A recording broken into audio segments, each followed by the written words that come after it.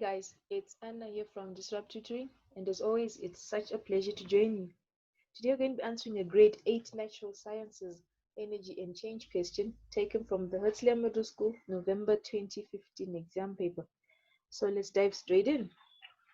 The instruction says draw a circuit diagram with the following components: 2 bulbs in series, an open switch, and 2 cells in parallel. So keywords to note here are series and parallel. So let's go ahead and draw that diagram. Here's one cell, here's another cell. These 2 cells are in parallel, and these 2 bulbs are in series, and there we have our open switch. We just put a key there to help us remember that this is the code for cell. That's one way to draw a bulb, and that indicates an open switch. If this line had been lying straight down between these 2 circles, that would have been a closed switch. Okay, so there we have our 2 bulbs in series down here, an open switch up there, and 2 cells in parallel, 1 and 2. Okay.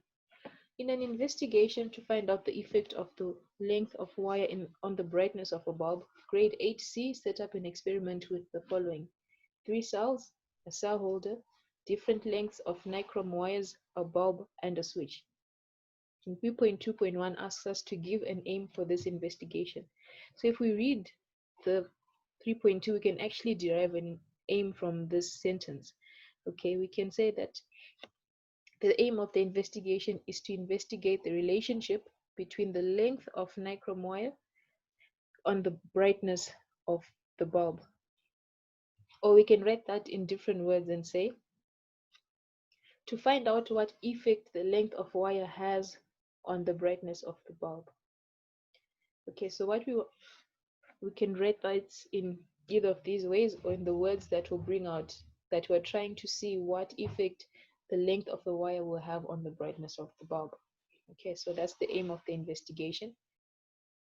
Aim of the investigation means why are you doing this thing?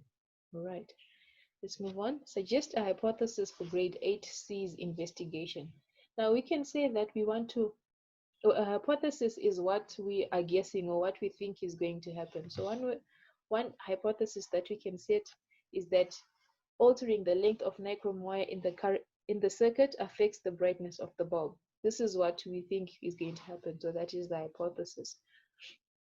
Another way we can write this is there is a direct relationship between the length of wire and the brightness of a bulb. Okay, a hypothesis can also be written in negative. So you could have said there is no direct relationship between the length of wire and the brightness of the bulb, or altering the length of nichrome wire does not affect the brightness of the bulb. Any of those 4 wordings would be correct. Okay. 3.2.3 suggest 3 possible controlled variables.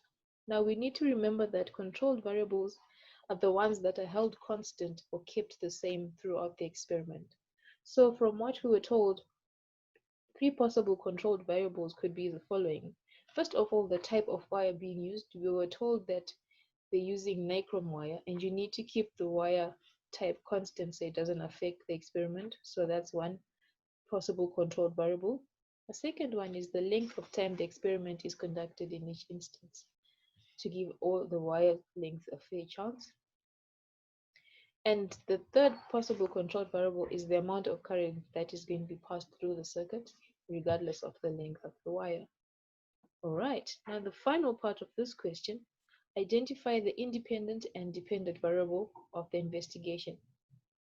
Now we remember that independent variable is the one that is changed or manipulated in the experiment, and therefore in this particular one, the independent variable is the length of the wire, and a dependent variable is the one that is measured or one that is influenced by the independent variable, and this therefore would be the brightness of the bulb.